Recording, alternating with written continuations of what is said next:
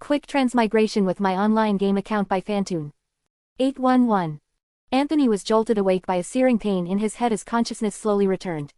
A hoarse groan escaped his lips as disbelief set in. Even after death, I can still feel pain. His vision was blurred by blood. When he wiped at his eye, piles of corpses came into focus all around him, and an unbearable stench of rot assaulted his senses. He retched violently, but only acidic fluid spilled from his throat. As he struggled to breathe, a single thought crossed his mind: am I in the underworld? Just then, a mechanical voice echoed inside his head. Host, you are not in the underworld. I am System Number 0, created by the advanced civilization known as the Golden Race. I have brought you to a parallel world from your original plane of existence, as your body was too damaged to repair. Why did you save me? Anthony asked. Host, you do not have the authority to know the answer. Then what can you tell me? Anthony demanded. I can tell you this: you must escape this mass grave before the fire reaches here, the system replied. Anthony's eyes widened. He looked up just in time to see smoke beginning to rise above the pit. He stumbled to his feet, tripping over bodies as panic set in. So, do I get some kind of golden finger? He asked breathlessly. I mean, I've read that everyone who transmigrates gets one. Your request is valid. I will forward it for evaluation. Please wait a few minutes, the mechanical voice responded. Then, the voice vanished from his mind. Silence followed, heavy and suffocating. Anthony had no time to process it. The smell of smoke grew thicker, heat creeping into the pit as muffled shouts echoed above. Gritting his teeth, he forced his trembling body to move. He clawed his way over cold, lifeless bodies, ropes biting into his skin as he tore them loose. More than once, his foot slipped on blood-soaked mud, sending him crashing down among the dead. Panic threatened to overwhelm him, but instinct screamed louder.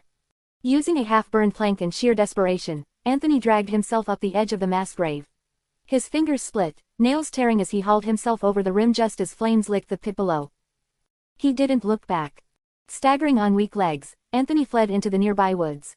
Branches lashed at his face, thorns tore at his clothes, and his lungs burned with every breath, but he kept running, until the sounds of voices and fire faded behind him. Only then did he collapse beneath the shadow of the trees, alive. For now. A moment later, the mechanical voice returned. Congratulations, host. The system's main brain has approved your request. You have been granted a golden finger tied to your online game account. Anthony's breath hitched. You may now access all the games you previously played. Any rewards you obtain can be materialized in the real world, however, all previously saved data has been reset to 0. Thank you, System Number 0, Anthony said. After a moment, he asked, how do I access the game? The system replied calmly, close your eyes and meditate while focusing on the game you wish to enter. Once your consciousness connects, the game will begin, and you may proceed. After a brief pause, the voice added, a reminder, host, while you are meditating, your physical body will be completely defenseless. Ensure you are in a safe location before entering this state. Thanks for the warning, Anthony murmured. He moved deeper into the woods, carefully searching until he found a small cave. After checking his surroundings and confirming there was no immediate danger, he sat down, steadied his breathing, and began to meditate, focusing his thoughts on a game he had once played, Happy Farm. His consciousness sank into a bright, simple world, but there was no screen, no floating window separating him from it. The soil pressed cool and real beneath his fingers, the weight of the hoe settling naturally into his hands.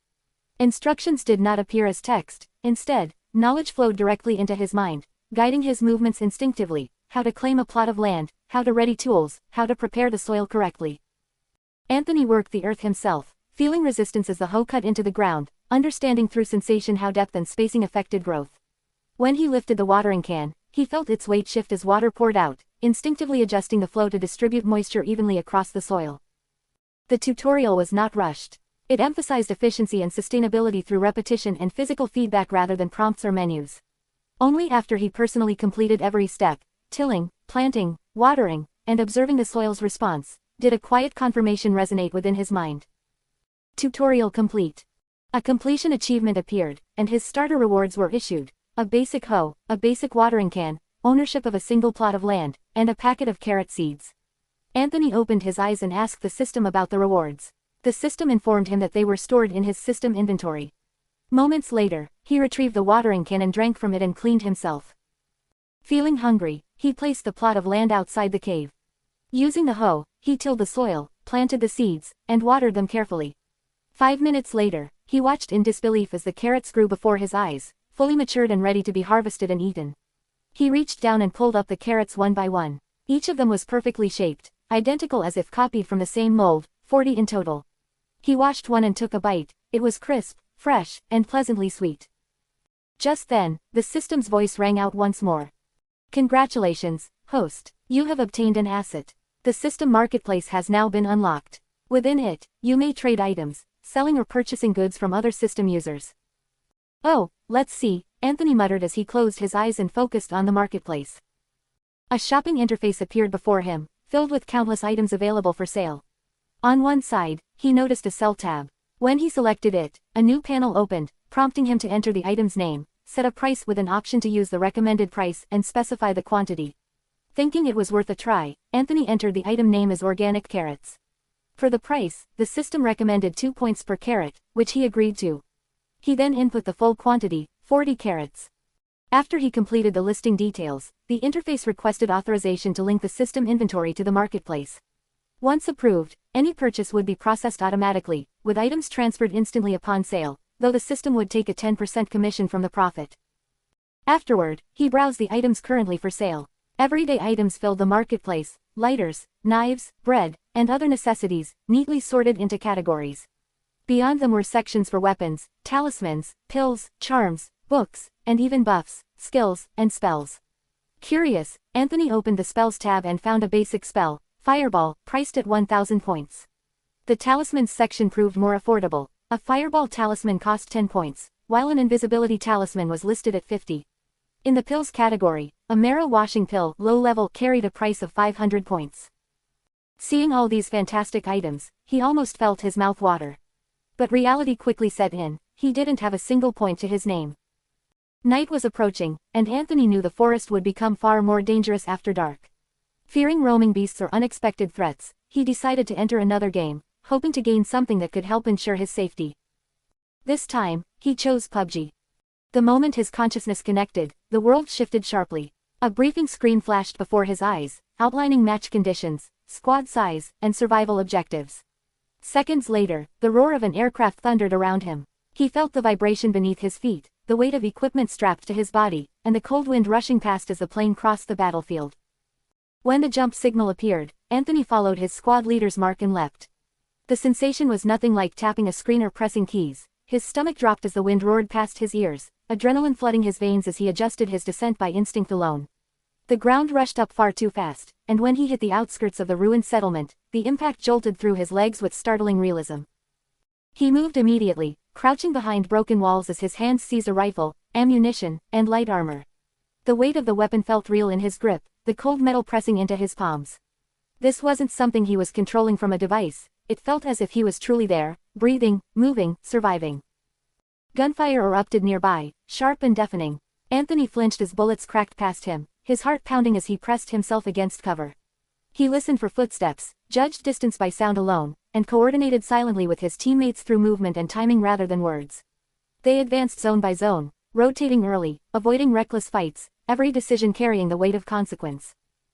As the play area shrank, tension tightened around his chest. Smoke grenades burned his lungs, debris exploded under gunfire, and when a teammate was nearly taken out, Anthony dragged him to safety with trembling arms that felt frighteningly real. In the final circle, their squad seized the high ground. The last exchange was brutal and fast, muzzle flashes, ringing ears, and then sudden silence. Winner winner, chicken dinner.